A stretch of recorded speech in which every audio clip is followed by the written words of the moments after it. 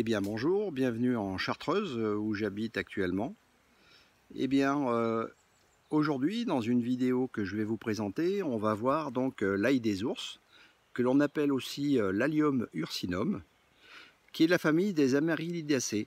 Voilà, donc alors il faut savoir que l'ail des ours, hein, c'est une légende qui raconte qu'il sort de terre en même temps que l'ours des cavernes.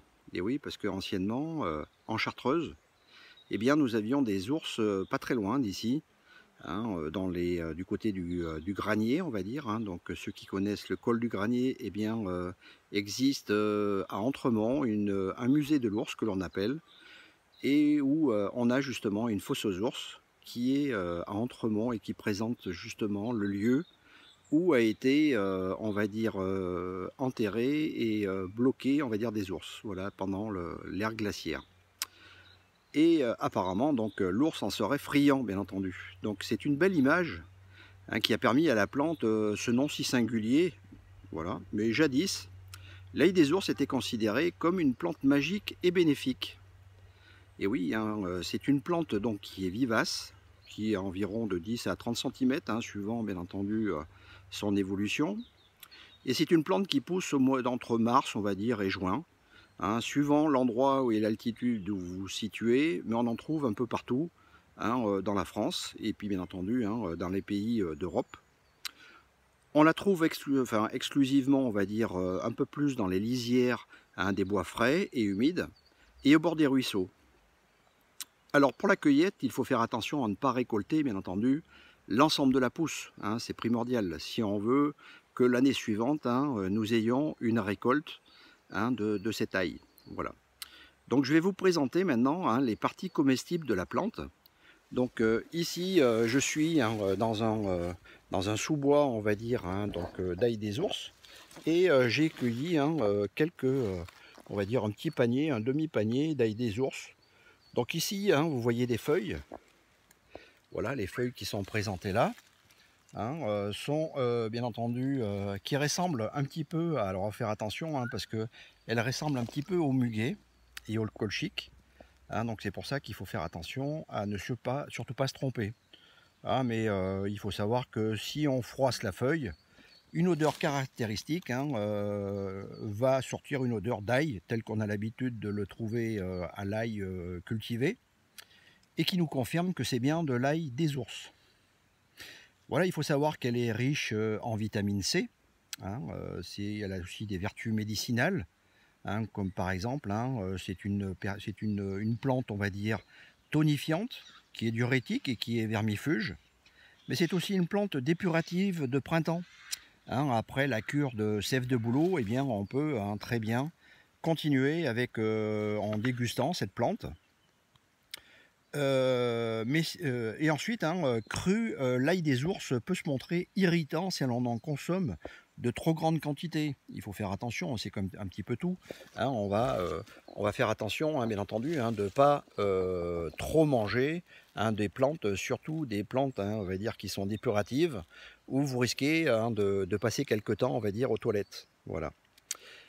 Alors, et dans tout ça, l'ail des ours, c'est quoi? Eh bien, qu'est-ce qu'on peut en faire? Donc il faut savoir qu'elle a une saveur délicate, une note sucrée, et elle est agréable et piquante crue. Après avoir bien entendu soigneusement nettoyé les plantes, on peut les cuisiner en général aussitôt après. On évite de trop conserver les plantes fraîches dans le frigo ou etc. Donc c'est pour ça que en règle générale on les récolte. Et ensuite, on fait différentes recettes suivant, bien entendu, l'évolution de la plante.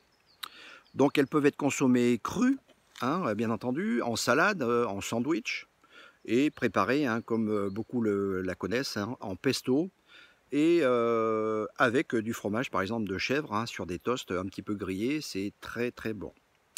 Je vais vous dire une petite recette de pesto. Alors dans une prochaine vidéo, on verra la recette justement du pesto, comment on l'a fait. Il faut savoir que pour réaliser une recette de pesto à l'ail des ours, il faut, pour avoir à peu près 300 g de pesto, il vous faut environ 200 g de feuilles fraîches d'ail des ours, 100 ml d'huile d'olive bio Alors de préférence, c'est bien entendu, les premières pressions à froid. Et une cuillère à café de sel, et pareil, de Guérande, parce que ça fait partie, le sel de Guérande, d'une AOP, une appellation d'origine protégée, qui est très bonne au niveau, bien entendu, dégustation. Donc on va déguster l'ensemble jusqu'à obtenir une pâte qui est assez épaisse. Et pour ma part, je rajoute un peu de parmesan râpé, qui donne un petit peu un goût peu plus fort, on va dire, et qui est aussi, entre parenthèses, adouci l'ail des ours. On a, c'est on va dire le parmesan s'accorde très bien, comme tous les pestos d'ailleurs, s'accorde très bien avec l'ail des ours. Et ce pesto, eh bien, vous pouvez le conserver environ une semaine au frigo, à l'endroit de la lumière, bien entendu, et en général, on met dans un bocal fermé, qui permet de pouvoir le conserver correctement. Et si éventuellement vous avez un extracteur à jus, je vous conseille de passer justement ces feuilles, qui peuvent vous faire un jus d'herbe succulent que vous pouvez accompagner soit avec un poisson, soit avec une viande, qui peut être un condiment ou un aromate après, tout dépend comment vous allez le faire. Et puis bien entendu, on peut aussi le cuire, cette ail des ours. On peut les cuire, donc souvent on va la mettre avec une omelette, dans des soupes. On peut la faire après aussi avec dans des tourtes aux pommes de terre. On peut bien entendu bien faire des cakes, des quiches. Et puis avec des feuilles de briques, on peut les rouler comme des samoussas. Et puis on va les frire. Et puis bien entendu, on peut faire du pain à l'ail des ours qui est très bon. Donc une ancienne recette que j'ai l'habitude de réaliser, c'est ce qu'on appelle le poulet à l'académicienne. Donc le poulet à l'académicienne, en fait, c'est on récolte la feuille d'ail des ours et que l'on va mettre entre la chair et la peau du poulet avant de le rôtir. Donc ça donne quelque chose de très bon, étant donné que nous allons avoir l'ail qui va être incorporé dans la chair du poulet. Et c'est une recette assez ancienne, qui est traditionnelle et qui est connue, connue on va dire ouais, au niveau professionnel, mais des personnes qui ne connaissent pas trop la gastronomie française, eh bien ne connaissent pas justement ce procédé. Donc on le verra aussi, je vous montrerai un petit peu dans une autre vidéo comment réaliser un poulet académicien. Et souvent lors des stages botaniques que j'anime avec un ami, eh bien, on réalise en général au quotidien un poulet à l'académicienne qui agréablement va surprendre beaucoup de personnes, parce qu'ils ne connaissent pas justement ce procédé de cuisson. Une recette aussi que l'on peut faire, c'est avec du sel. Donc vous prenez environ 20 grammes de feuilles d'ail des ours et 200 grammes de sel. Donc vous mixez, alors du sel, si préférence aussi pareil de Guérande. Je suis un petit peu attaché, on va dire, à nos produits francophones et puis bien entendu à nos appellations d'origine protégée, qui sont des produits d'excellence, on va dire. On va mixer l'ensemble et ensuite on va étaler sur une feuille de papier sulfurisé. On va laisser sécher. Si éventuellement vous avez un séchoir électrique, bien faites-le avec ceci, avec le séchoir électrique, vous allez gagner du temps. Sinon, il va falloir attendre un petit peu que votre ail avec le sel se dessèche. Et ensuite, vous n'avez plus qu'à le froisser entre les mains ou éventuellement dans un robot type mixeur à café, les anciens mixeurs à café, pour broyer l'ensemble et vous faire à la suite un assaisonnement tout prêt pour l'année.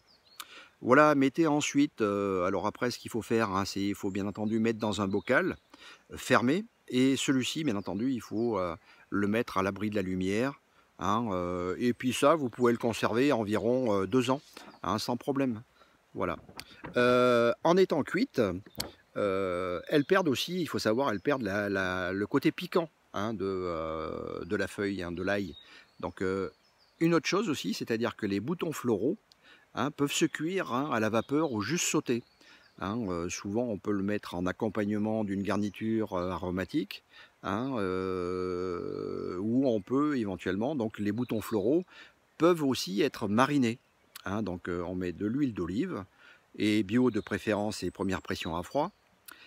Ils peuvent être mis aussi dans du vinaigre, qui est excellent, hein. Donc, par contre, les boutons, il ne faut pas trop qu'ils soient fleuris, hein, bien entendu, il faut que ce soit les boutons floraux, hein, qui, une fois mis à macérer, hein, dans des bocaux, donc je vais vous dire la recette à la suite, hein, on peut les conserver assez longtemps, hein, un petit peu comme des cornichons que l'on peut manger au quotidien, ou éventuellement on appelle aussi, hein, comme du capre, hein, c'est les capres, hein, sont aussi bons de cette façon.